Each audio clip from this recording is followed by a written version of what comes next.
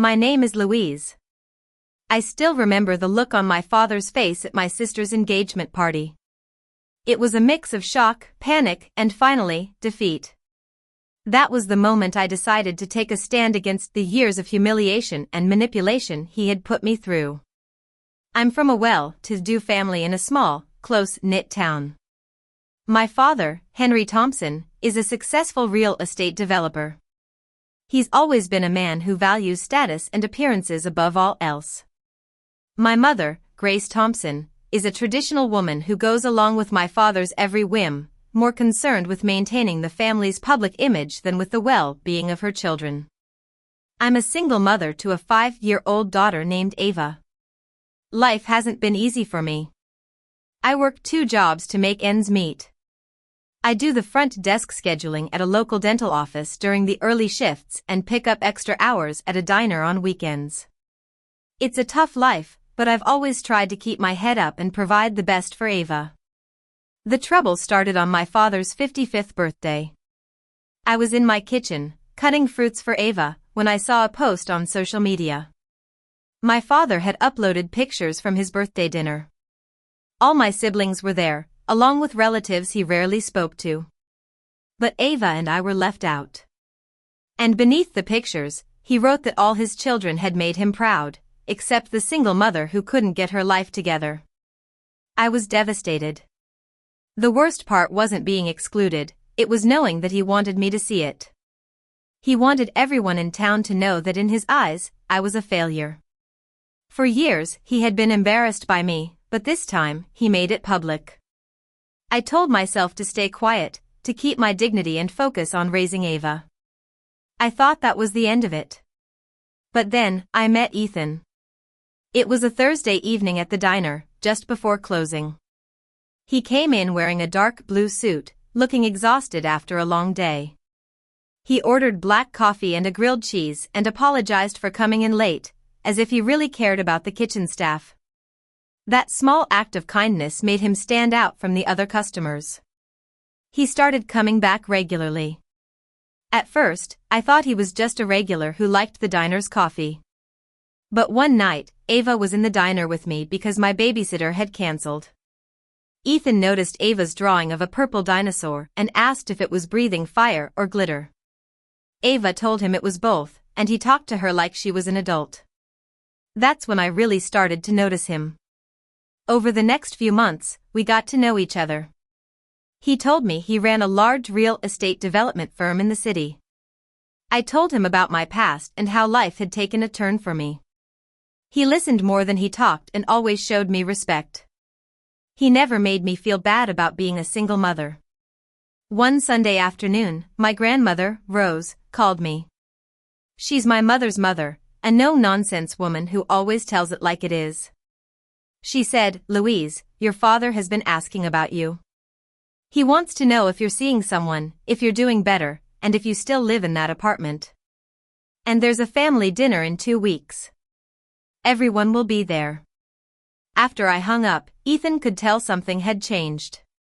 He sat beside me on the couch and asked what I was thinking. I told him about all the times my father had made me feel small, how he had always looked at me like I was a disappointment. Ethan said, "Maybe silence has already done all it can do. Do you want them to keep defining you, or do you want them to see you walk in without shame?"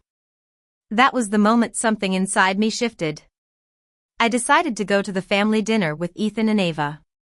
On that cold Sunday evening, we stood outside my parents' house. Ava looked up at me and asked if I was nervous. I told her I was just thinking. My stomach was in knots, but I remembered the birthday post and Ava's question about why Grandpa had a cake without us. I took a deep breath and opened the door. The first person to see us was my younger sister, Sarah. Her mouth fell open. The room went quiet as people noticed us. My mother tried to act surprised, but her smile was forced. "Louise, you came," she said. My father turned around from the living room. The second he saw Ethan, the color drained from his face. He seemed to recognize Ethan immediately, and it was clear that there was some history between them. My father tried to recover quickly. He said he didn't know I was coming, but I could see through his lie. He then tried to act friendly towards Ethan, but his smile was fake.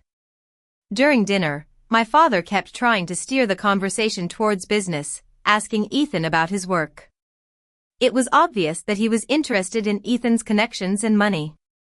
A few days after the dinner, my father started calling and texting me. He said he found a great bike for Ava and suggested we have lunch. He also asked about the schools I was considering for Ava. It was all so sudden, and I knew it had nothing to do with genuine concern. He was just trying to get closer to Ethan. My mother also joined in, sending messages about baking cookies with Ava and asking if Ethan liked golf. It was clear that they were after Ethan's resources, not me. Then, Sarah texted me and asked to meet me alone. She was twisting the sleeve of her sweater when I met her at a coffee shop. She told me that our father had been telling people that Ethan was going to partner with him on a development deal.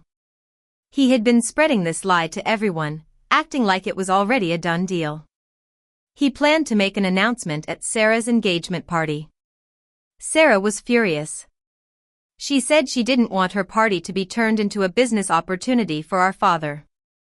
She also said that our father was counting on me to stay quiet, just like he had always done. I was angry, but I also knew it was time to put an end to this. I called Ethan and told him everything. He was as angry as I was. We decided to go to the engagement party and expose the truth. At the engagement party, the place was filled with people my father wanted to impress. For most of the evening, he introduced Ethan to everyone, dropping hints about the supposed partnership. Then, during the toasts, he took the microphone and announced that Ethan was going to partner with his company. Ethan stood up and calmly said, "I need to correct that. There is no partnership, no investment, and no agreement of any kind. Your father contacted my office and thought that dating Louise gave him business access, but it doesn't." I stepped forward and told the room about the birthday post, how my father had excluded me and Ava, and how he had suddenly become interested in family when he thought Ethan could be useful. Nobody defended my father. My mother looked shocked, my brother stared at the floor, and my grandmother, Rose, just sat there, looking satisfied. Sarah took the microphone and said her party was not about business or using me.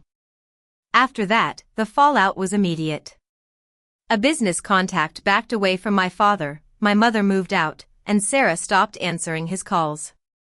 My father sent me a letter later, admitting that he had cared more about his image than about me and Ava.